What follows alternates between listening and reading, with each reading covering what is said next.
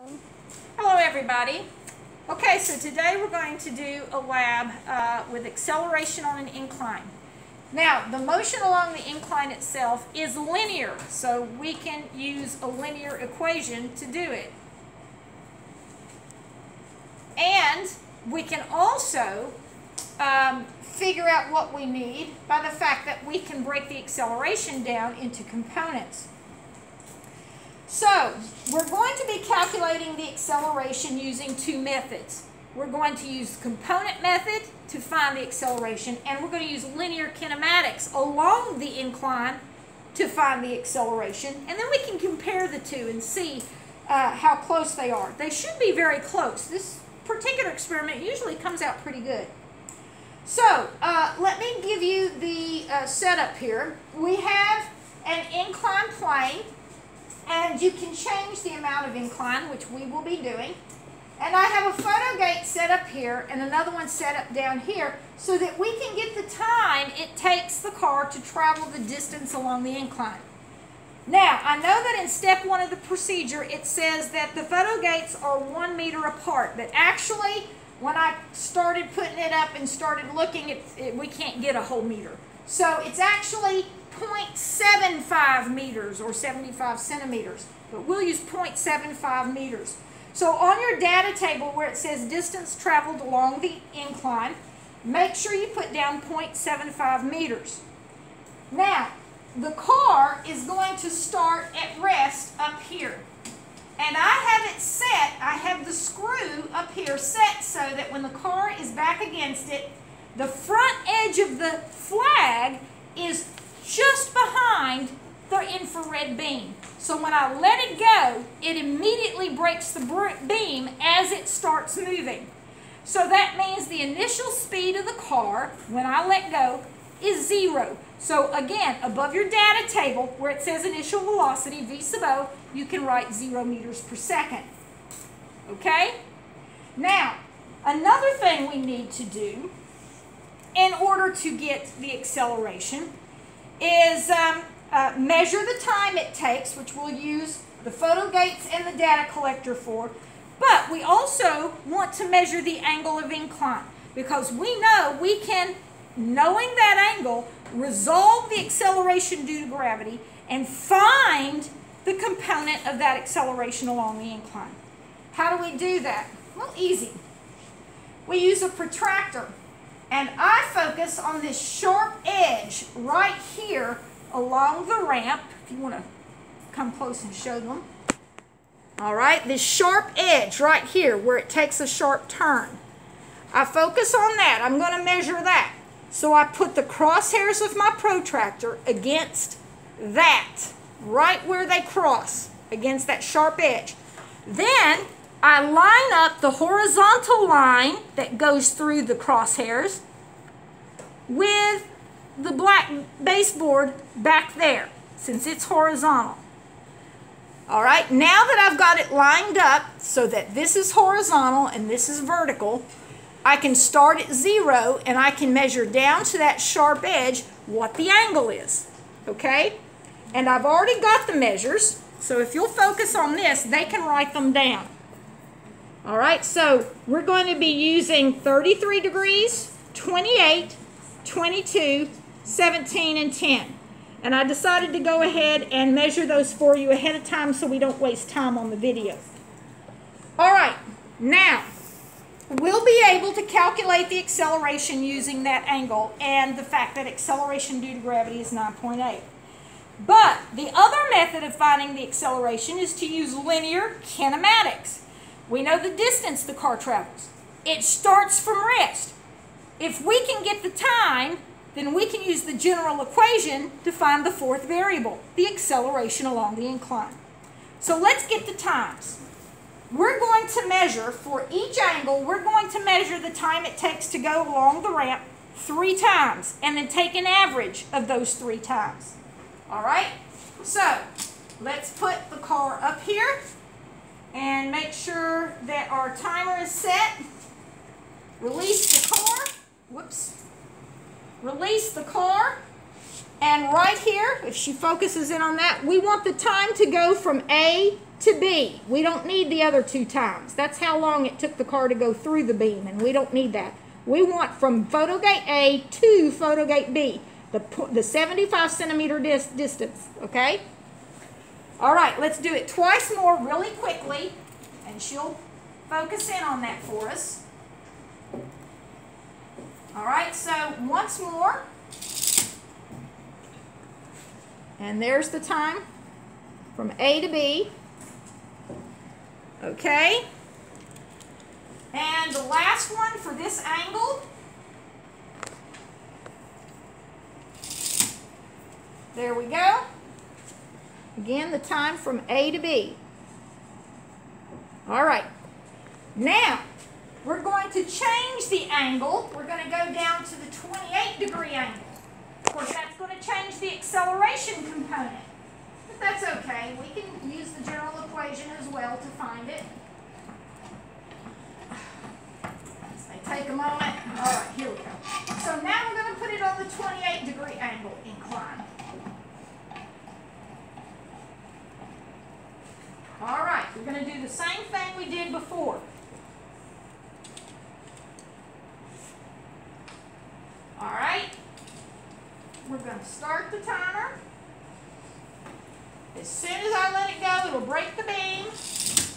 And here's the time it took at 28 degrees to go 75 centimeters, or 0.75 meters. Okay, took a little longer, didn't it?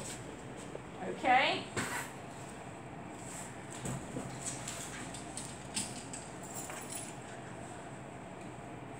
All right, so here's the second trial. Okay, and if you could focus in on that one. Oh, good, we're fairly consistent. Excellent.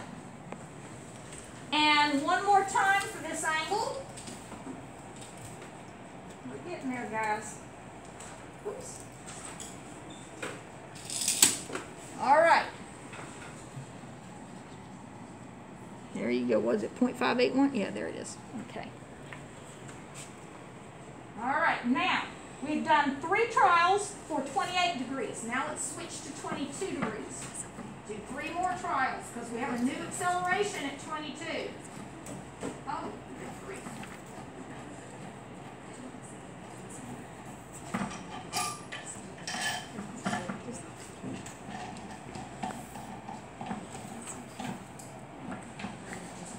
All right, here we go.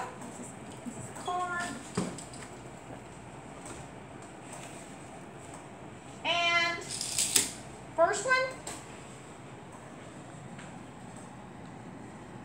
0.639. Yeah, excellent. Now think about this a minute. Why is it taking longer for the car to get to the bottom? Simply because we've been lowering the angle of incline. Here's the second one. Why is it taking longer to get to the bottom? Think about that. Okay, and one more for this angle, and then we'll go to the next. Whoops, I can't get it to stop. There we go. All right, here we go. All right. Very good. All right, now we need to lower it to the next to last angle that we'll be looking at, 17 degrees. I've got a cramp in the other foot. Oh, gosh, actually not so bad.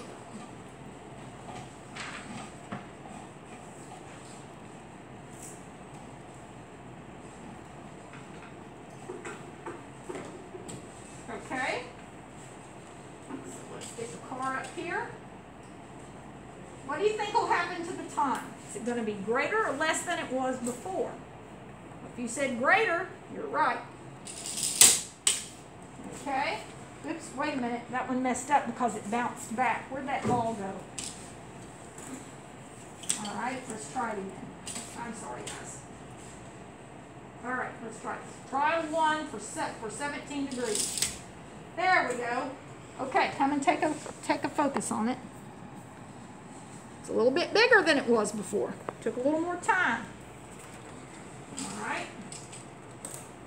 And, all right, here's trial 2. Okay. All right. And finally, the last trial for this one. And we'll go to the last angle. 10 degrees. Here we go. Trial 3. There it is. Alrighty, so now let's go to the very last angle.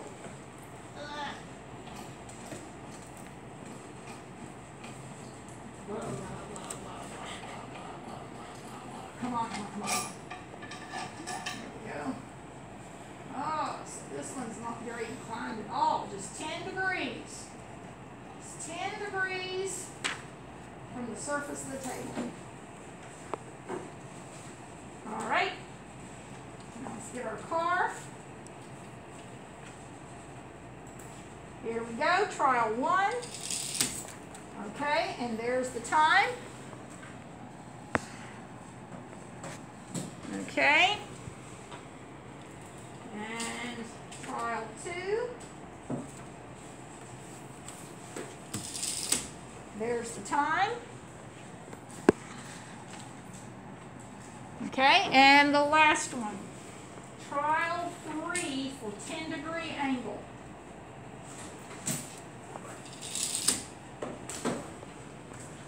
Okay, now that's the last one. All right, so now what you're going to do is you're going to take the 3 times for each angle and average them, okay?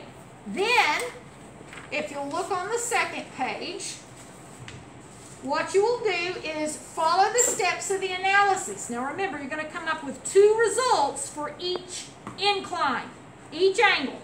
You're going to come up with the acceleration from the kinematics using the general equation. You're going to come up with the acceleration from the vector resolution of the acceleration due to gravity, A sine theta.